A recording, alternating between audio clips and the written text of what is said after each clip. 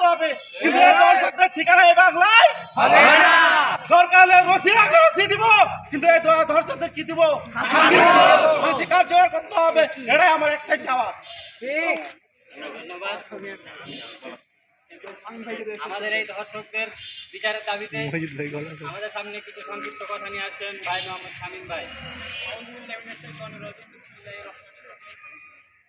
আসলে এই বিষয়টা নিয়ে সামনে দাঁড়ায়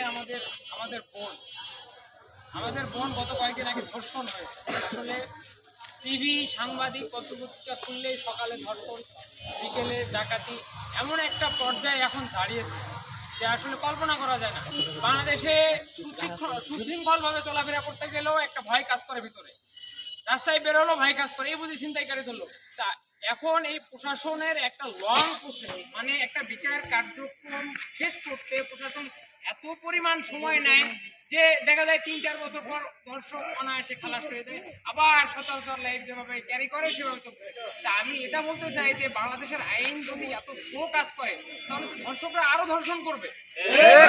ধর্ষকরা যাতে করে আরো ধর্ষণ না করতে পারে, আপনারা একটা ধর্ষককে অন্তত ফাঁসি দেন জনগণের সামনে, দেখি পরবর্তীতে কি হয়। আমার তো মনে হয় একটা ধর্ষণকারীকে যদি ফাঁসি দেওয়া হয় তাহলে পরবর্তী যে ধর্ষণ আরো যারা আছে তারা এটা থেকে শিক্ষা নেবে, সামনে থেকে মুভ করতে পারবে না। তাই আমার একটাই চাওয়া প্রশাসনের, এই যে লং প্রসেসটা না করে, সময় না নিয়ে খুব তাড়াতাড়ি বিচারটা কার্যকর করুন এবং বিচার কার্যকর শেষ করুন, তাহলে আমার মনে হয় ধর্ষণ যে ঘটনাগুলো ঘটতেছে এগুলো আর ঘটবে না।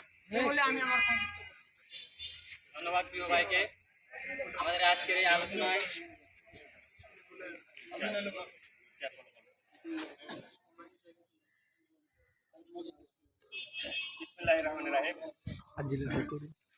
আমরা সবাই অবগত আছি যে আমরা কিছুদিন ধরে দেখছি ধর্ষকের উৎপাত, ছিনতাইকারীর উৎপাত দিন দিন বেড়ে যাচ্ছে।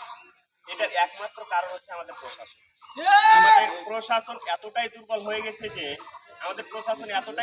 গেছে যে রাস্তাঘাটে আমাদের বোন তো চলাচলের কথা, ছেলেরা চলতে পারছে না, মানে এতটা ধর্ষকের উৎপাত। আর শুধু ধর্ষক না, মৃত্যু পর্যন্ত, মানে মৃত্যু সজ্জায়িত করছে। তো আমার কাছে ওটা কথা না, আমার কাছে ওটা হচ্ছে আইন যদি সোচ্চার হয়, আইন যদি সর্বোচ্চ সোচ্চার হয় তাহলে আচ্ছা ঠিক আছে, আমাদের এই মিছিল